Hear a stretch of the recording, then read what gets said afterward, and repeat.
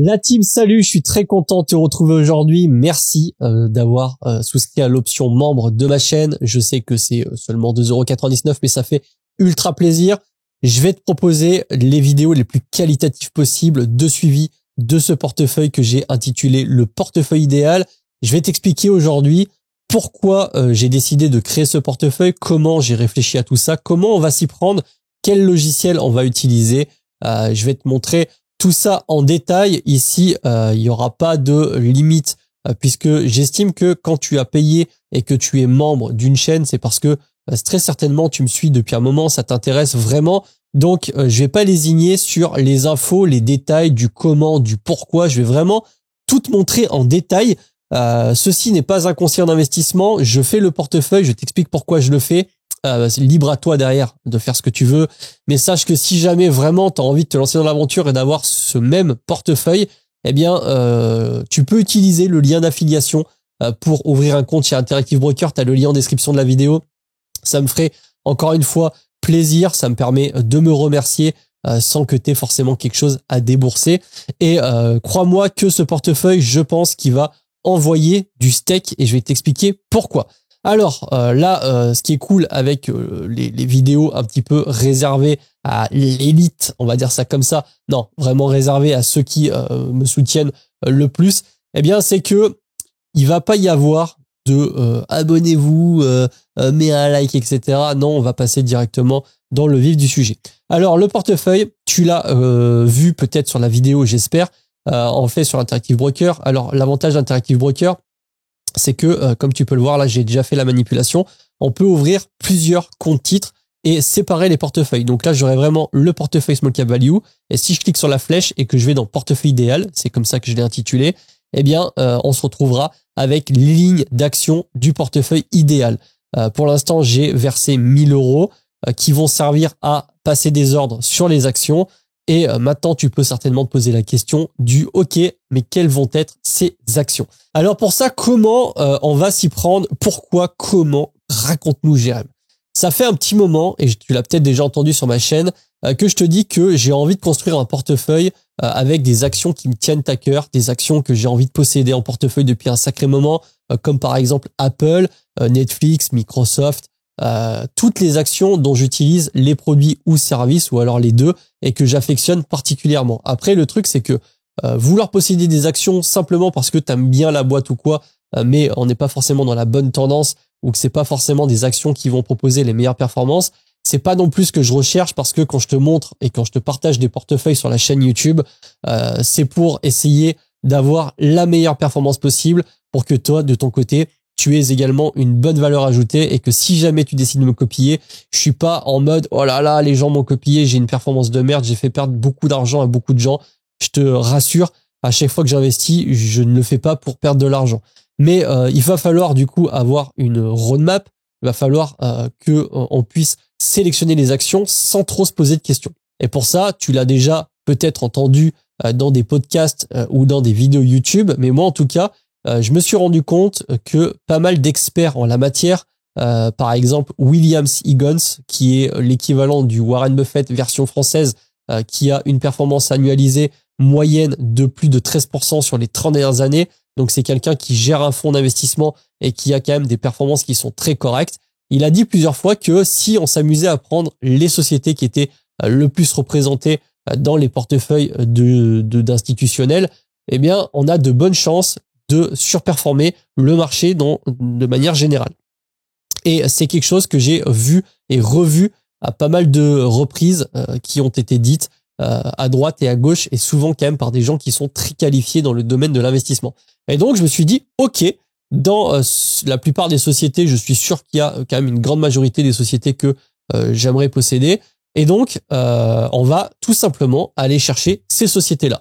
Mais pour trouver ces sociétés-là, eh bien, il suffit pas de claquer des doigts, il va falloir utiliser des logiciels, et c'est là que entre en ligne Market Search. Alors Market Search, là je suis dessus sur l'ordinateur, tu peux le voir, c'est un logiciel qui est très complet. C'est pas pour rien qu'on paye 150 $, donc 130 et quelques euros par mois la licence.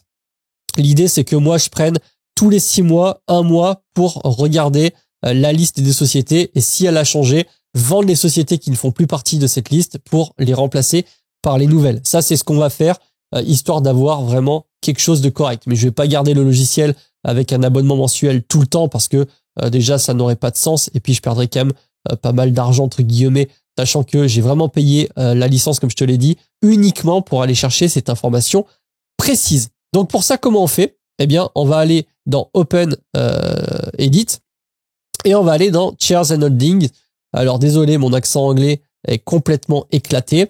Et ici, là, dans Number of Funds, eh bien, si on rentre une valeur, par exemple, si je mets 3000 et que je fais entrer, ça me dit qu'il y a 85 sociétés qui sont présentes dans les 3000 plus gros fonds, entre guillemets, si on peut traduire ça comme ça. Et moi, ce que je vais chercher à avoir, c'est la liste des 20 sociétés qu'on retrouve le plus de manière générale dans les portefeuilles.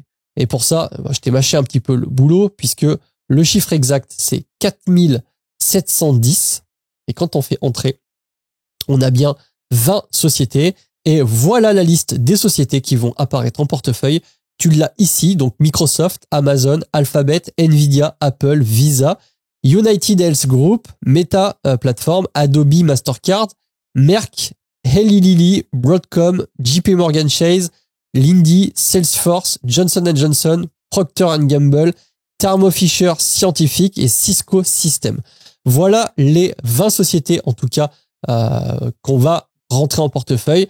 Cette liste, comme je te l'ai dit, est susceptible de changer puisque s'il y a des sociétés qui, globalement, sont remplacées par d'autres sociétés, on fera exactement pareil dans le portefeuille. On se posera aucune question. Le but de la manœuvre et le but de ce portefeuille, c'est que justement, on n'ait aucune question à se poser. Après, comment on va sélectionner les actions, dans quel ordre, etc. Ça, c'est une autre paire de manches, puisque tu peux le voir là, par exemple, il y a quand même pas mal d'indicateurs sur les lignes. Par exemple, si on regarde, pour l'instant, c'est Microsoft qui est le plus représenté en termes de société. Il y a 10 350 fonds qui possèdent Microsoft en portefeuille. Tu vois, là, on est classé par ordre sur les sociétés en fonction du classement dans le nombre de fonds, mais on peut également avoir des ratings EPS. Alors, je vais pas te mentir, je sais pas exactement ce que c'est. On peut voir que pour l'instant, c'est Nvidia qui est 99, classé A+. Mais en même temps, j'ai envie de te dire, quand on regarde un petit peu l'évolution d'Nvidia de ces dernières années, c'est qu'à moitié étonnant. Mais en tout cas, voilà, t'as compris l'idée, t'as compris comment je vais faire, et tu peux le faire de ton côté. Après, encore une fois, la licence n'est pas donnée, mais bref, chacun fait comme il veut. La liste, elle est là. On va commencer à composer le portefeuille. Et moi, ce que j'ai envie de faire, c'est que afin de réduire, les chances d'avoir des actions qui sortent du portefeuille, et dans ce cas-là, ça déclenche, tu sais, des ordres de vente et des ordres d'achat, eh bien, je vais tout simplement sélectionner les actions par le haut. C'est-à-dire qu'on va commencer par Microsoft, Amazon, Google, Nvidia, Apple, etc. Et on va descendre jusqu'à la 20e. À savoir que dans un premier temps, je vais acheter des lignes à hauteur de 500 euros. Donc au début, je vais avoir Microsoft et Amazon, 500 euros, 500 euros. Et on va continuer comme ça jusqu'à obtenir les 20 sociétés, ce qui fera un total de 10 000 euros investis. Et on s'arrêtera pas là. Je vais continuer à DCA dans ce portefeuille. L'idée, c'est que j'ai les 4 portefeuilles, comme je te l'ai dit. Le PEA avec les ETF, principalement, très facile à faire. Un compte titre sur eToro en hybride, stocks plus, actions plus crypto.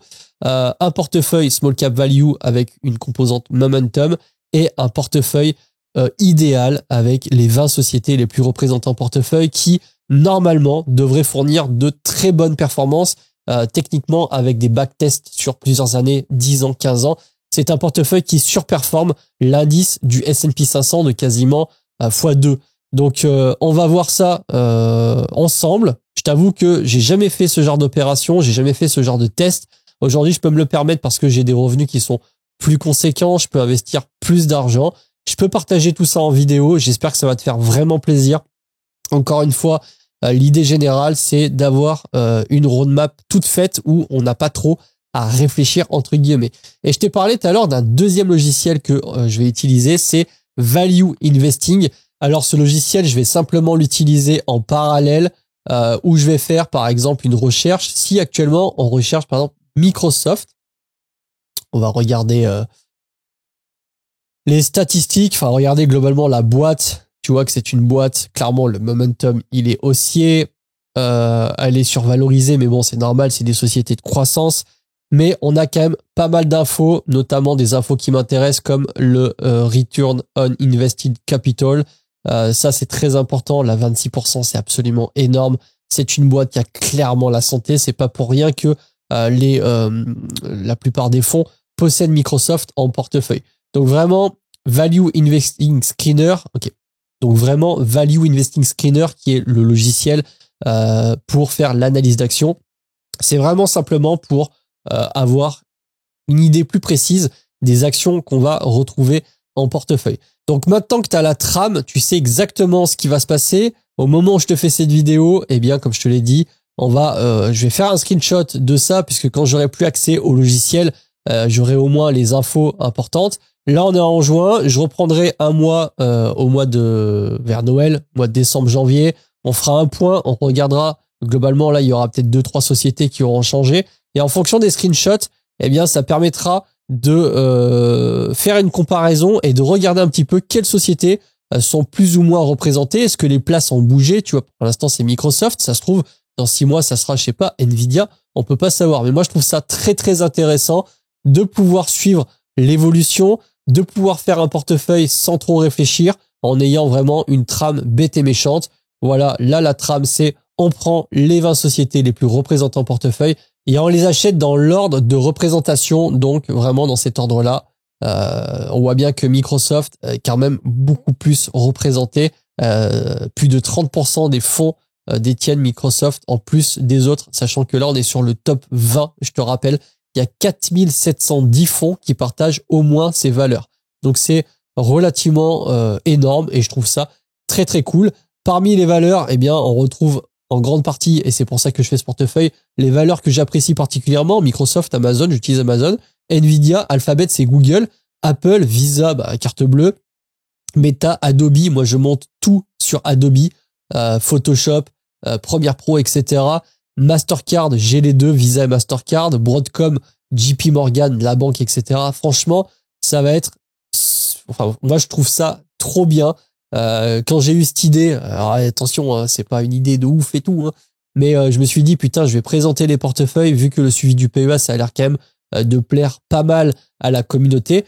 Pourquoi pas faire tout simplement les 4 portefeuilles que j'ai envie de faire un tableau représentatif avec chaque stat, chaque performance. Voilà, 2024, tel portefeuille a fait 20%, l'autre a fait 22%, avoir les courbes et voir un petit peu la volatilité, voir l'évolution au fil du temps, voir le rendement, voir le temps passé. Vraiment, moi, ça me hype trop.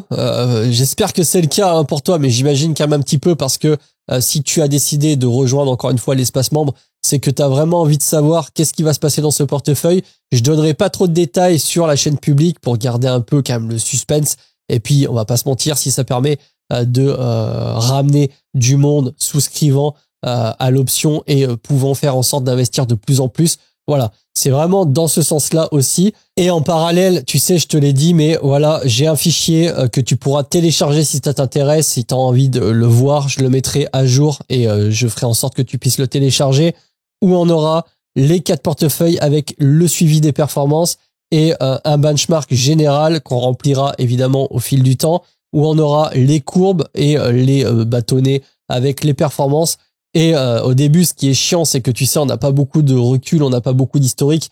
Et tu sais, j'ai hâte d'être déjà dans 5-6 ans, entre guillemets, pour avoir un recul sur les performances et pour me dire, oh là là, t'as vu, en fait, le portefeuille ou le PEA sur ETF, il explose tout, le Nasdaq en levier, alors que de l'autre côté, on est obligé de payer des logiciels très chers, on a un portefeuille qui performe, mais franchement, ça performe moins, tu vois.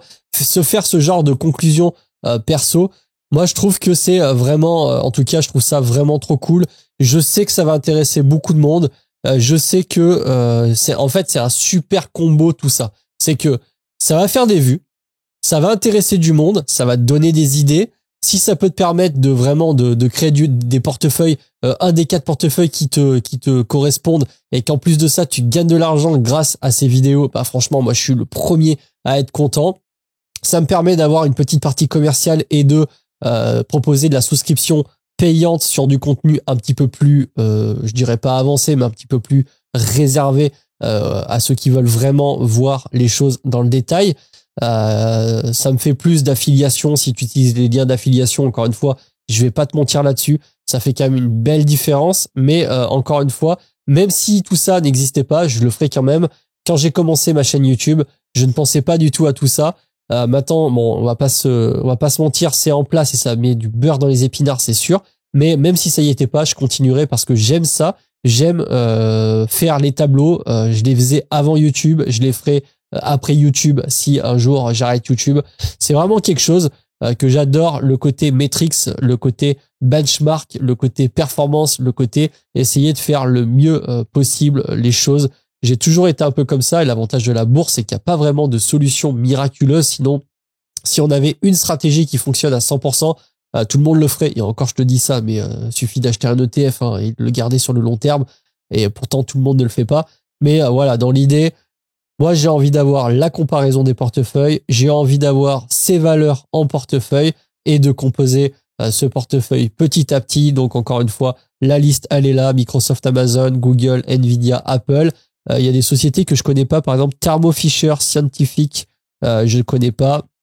Je connais pas Lilly. Je sais pas exactement ce que c'est, mais j'irai me renseigner. Je vais prendre un screenshot, comme je te l'ai dit, de la liste.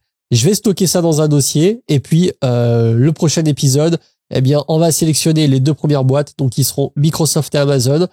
Et on va construire le portefeuille, puisque quand on va arriver, globalement, je vais mettre 500 et 500, donc ça fait 1 mois, 2 mois, 3 mois, 4 mois, 5 mois.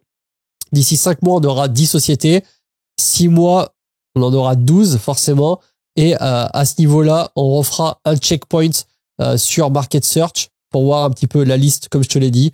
Et s'il y a des modifications, eh bien, on prendra en compte les modifications et on va se poser aucune question. On va respecter le plan à la lettre. Si la société est dans les 20, on la garde. Si elle n'y est plus, on la vend et on rachète la société qui est dans les 20. C'est exactement comme ça que je vais construire ce portefeuille. Et techniquement, eh bien, c'est un portefeuille qui devrait surperformer le S&P 500 si on en croit les dires des gens qui sont bien plus avancés que moi. Donc voilà, n'hésite pas à venir sur le Discord si tu n'y es pas, même en commentaire, même si c'est pas visible de tous, mais mets en commentaire si tu as des suggestions, si tu aimerais avoir quelque chose en plus, quelque chose en moins, quelque chose de différent, une présentation différente, bref. Chacun, moi c'est vrai que je fais mes vidéos parce que j'ai l'habitude de les faire comme ça, mais si tu as une idée vraiment à me suggérer pour rendre le contenu plus intéressant, peut-être que je suis pas rentré assez dans certains détails ou peut-être que je suis trop perdu de temps entre guillemets sur un truc alors que vous vous en foutez complètement, n'hésitez pas à me le dire. Là, j'ai vraiment envie de faire des vidéos les plus qualitatives possibles sans non plus perdre et que ça prenne 2 heures où je vais me répéter 10 fois. Déjà, je trouve que je me répète un petit peu dans les vidéos. Mais j'ai pas non plus également envie de te proposer une vidéo de 3 minutes en mode « Ah, j'ai acheté Microsoft, ça y est, bon bah salut les gars, à la prochaine ». Je trouverais ça un petit peu moyen. Donc vraiment, je vais faire ça dans un premier temps très simplement. On va étudier tout ça et puis bien sûr, faudra suivre les épisodes. Peut-être que je ferai un épisode par mois ou peut-être 2, je sais pas encore, mais en tout cas, il y aura au moins un épisode par mois. Ça, c'est sûr, pour que tu puisses rentabiliser ton abonnement, surtout si tu décides de copier ce portefeuille. Allez, sur ce, eh bien, je te retrouve rapidement. Je vais passer les ordres d'ici la fin du mois pour que début du mois prochain, eh bien, on a un top départ sur les 4 portefeuilles, que je puisse réaligner les points zéro et qu'on puisse démarrer les performances à partir du mois du coup de juillet. Dans l'idée, c'est ce qui va se passer. Et bien sûr, je te partage tout en vidéo, je te filmerai tout et je te ferai un petit montage sympa. Allez, sur ce, je te laisse. C'était Jérém. Je te retrouve très vite. Je te dis à la prochaine. Et puis, encore une fois, on se reparle sur Discord. Salut.